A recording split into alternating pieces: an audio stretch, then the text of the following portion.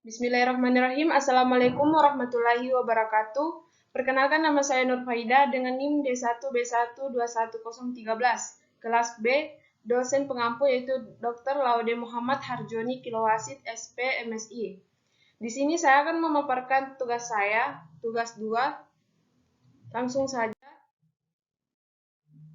Pada gambar pertama, pemotretan dari sudut pandang dari atas yang berlokasi di Lapa Launa, Kabupaten Baru, Sulawesi Selatan, memiliki populasi ekosistem hutan masih alami. Dalam ekosistem hutan terdapat populasi pepohonan, hewan buas, tumbuhan liar, dan sebagainya.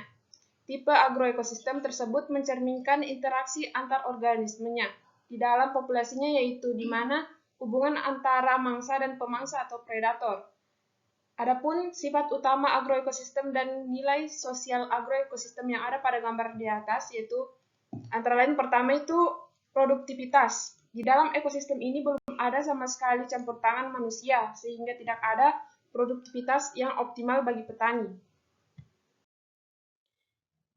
Pada gambar yang kedua, pemotretan dari sudut pandang dari samping kanan yang berlokasi di Kelurahan Tonganapo, Kabupaten Kolaka, Sulawesi Tenggara, memiliki satu populasi ekosistem sawah. Di dalam ekosistem sawah terdapat populasi padi, tikus, ular belalang, dan katak.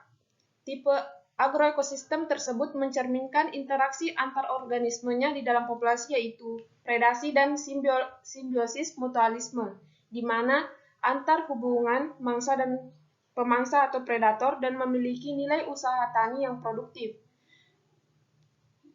Dan sifat utama agroekosistem antara lain itu yang pertama, kesetaraan. Dalam agroekosistem, tanaman padi sangat baik dan menjanjikan keuntungan bagi petani di mana tiap 3 bulan melakukan panen. Yang kedua itu produktivitas. Pada produktivitas usaha tani ini sudah ada campur tangan manusia dan mampu menghasilkan produktivitas yang baik sebanyak 1.532 liter untuk kelompok tani. Yang ketiga itu stabilitas. Itu mampu menjaga stabilitas perekonomian petani, di mana harga petani yang diproduksi biasanya mengalami kenaikan atau penurunan harga. Yang keempat, keberlanjutan. Pada usaha tani ini, keberadaan tanaman padi berkelanjutannya sangat baik karena masyarakat Indonesia menjadikan beras sebagai makanan pokok, sehingga menjanjikan tanaman padi dibudidayakan secara terus-menerus dan berkelanjut.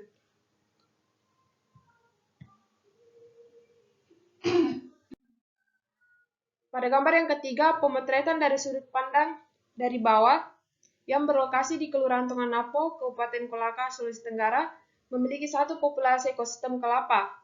Dalam ekosistem ini terdapat populasi kelapa, jalanan, rumah, lampu jalan, persawahan, dan rerumputan. Tipe agroekosistem tersebut mencerminkan interaksi antar organisme yang di dalam populasinya, yaitu simbiosis mutualisme, di mana warga menanam pohon kelapa agar dapat menghasilkan keuntungan juga. Adapun sifat utamanya itu pertama itu agroproduktivitas. Produktivitasnya pada usaha tani kelapa menghasilkan gula merah dan kopra dan menggunakan tenaga kerja manusia. Yang kedua itu stabilitas. Stabilitas pada usaha tani terutama pada produktivitas kelapa memiliki pengukuran dan terkadang mengalami kenaikan dan penurunan. Yang ketiga itu keberlanjutan. Pada tanaman kelapa, produktivitasnya itu terjadi yaitu permintaan pasar yang kadang menurun. Yang keempat, kesetaraan, mengacu terhadap produksi barang atau jasa dari agroekosistem. Pada tanaman kelapa sendiri, hasil produksinya didapat dari kebun dan sasaran pemasarannya yaitu pembeli atau pedagang atau pengumpul.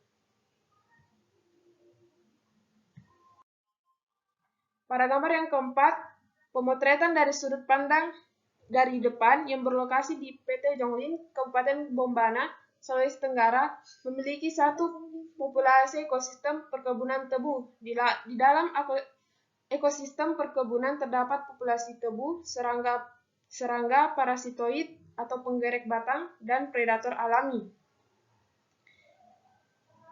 Sifat utamanya itu pertama itu produktivitas. Produktivitas usaha tani ini sudah ada campur tangan manusia dan mampu diolah di pabrik menghasilkan produk gula yang baik dan bermutu. dengan mendagangkan hasil dengan cara mengimpor. Produktivitas usaha tani ini menghasilkan 5 triliun rupiah dan sumber bahan baku area tebu inti plasma sebesar 22.797 per hektar dan menggunakan pabrik yang dibangun sejak 2016 dan tenaga kerja manusia. Yang kedua itu stabilitas. Stabilitas usaha tani ini mampu menjaga stabilitas perekonomian petani di mana harga tanaman tebu pada tahun ini meningkat pesat dan diproduksi menghasilkan gula pasir. Yang ketiga itu keberlanjutannya.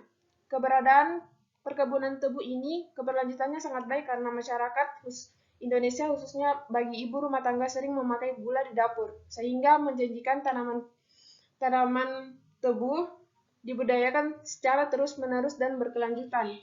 Yang keempat, kesetaraan. Pada kesetaraannya mengacu terhadap produk barang atau produk gula. Pada perkebunan tebu diproduksi oleh tenaga kerja di pabrik dan sasaran pemasarannya itu konsumen dan perusahaan. Sekian, terima kasih. Cukup. Assalamualaikum warahmatullahi wabarakatuh.